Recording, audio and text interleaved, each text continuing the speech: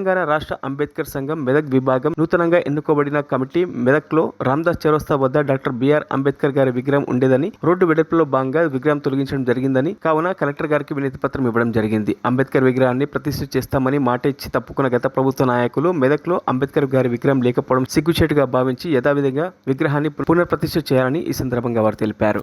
జరపనున్నాం. So నేను పాలకవర్గం ఒకటే ప్రశ్నిస్తున్నాను, ఇప్పుడు ఈ 2 నెలల తర్వాత మీరు విగ్రహం పెట్టకపోతే చాలా అనర్థాలు జరుగుతాయి.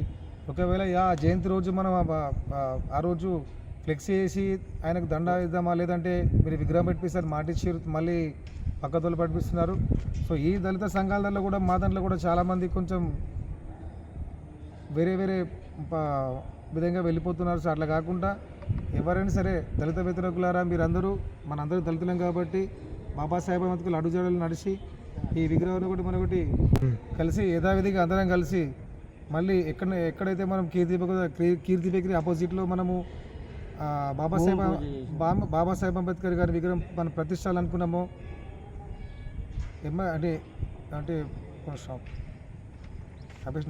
మరిన్ని అప్డేట్స్ కోసం మా ఛానల్ని సబ్స్క్రైబ్ చేయండి.